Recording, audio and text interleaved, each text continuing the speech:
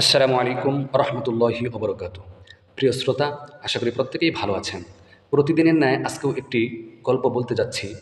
আজকে যার সম্পর্কে গল্প বলবো, এমন একজন ব্যক্তির গল্প বলবো যার নামটা শোনার সাথে সাথে বুকের ভেতরটা ভালোবাসার ঢেউ উঠে যায়। তো আর কথা না বাড়িয়ে চলুন সরাসরি মূল ঘটনার দিকে। তিনি ছিলেন আবু বক্কর সিদ্দিক রাদিয়াল্লাহু তাআলা আনহু। একদিন আল্লাহ রসুল সাল্লাল্লাহু আলাইহি ওয়াসাল্লাম সাহাবা একরামদেরকে বললেন, তোমরা আল্লাহর রাস্তায় আজকে দান করো। উমর ইবনুল খাত্তাব রাদিয়াল্লাহু তাআলা আনহু মনে মনে ভাবলেন, আজকে আবু বক্করকে পিছনে ফেলব। এই ভেবে বাড়ির সমস্ত সম্পত্তি থেকে অর্ধেক সম্পত্তি আল্লাহর রাস্তায় দান করে দিলেন। রসুল সাল্লাল্লাহু আলাইহি সাল্লাম জিজ্ঞেস করলেন, উমর, পরিবারের জন্য কি কিছু রেখে এসেছ? উমর ইবনুল খাত্তাব বললেন, অর্ধেক নিয়ে এসেছি, অর্ধেক রেখে এসেছি। আবু বক্কর সিদ্দিক রাদিয়াল্লাহু তাআলা আনহু আসলেন, দান করলেন।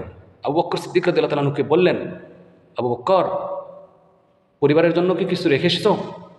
আবু বক্কর সিদ্দিক রাদিয়াল্লাহু তাআলা আনহু একটু মৃদু হেসে বললেন, ইয়া রাসূলুল্লাহ, আল্লাহ এবং আল্লাহর রসুলকে রেখে এসেছি।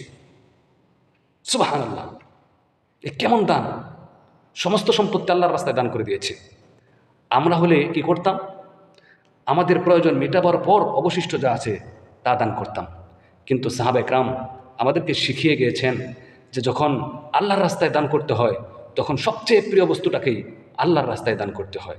আমরা কি আদৌ পারবো এমন দান করতে? আল্লাহ আমাদেরকে সেই সাহাবা একরামদের আদলে, সেই সাহাবা একরামদের মতো আদর্শ গ্রহণ করে জীবনযাপন করার তৌফিক দান করুন। আমিন। আবার দেখা হবে পরবর্তী কোনো একটি ঘটনা নিয়ে। এই পর্যন্ত প্রত্যেকেই ভালো থাকুন, সুস্থ থাকুন, শরীরের প্রতি, নিজের প্রতি যত্ন নেবেন। আসসালামু আলাইকুম ওয়া রাহমাতুল্লাহি ওয়া বারাকাতুহু।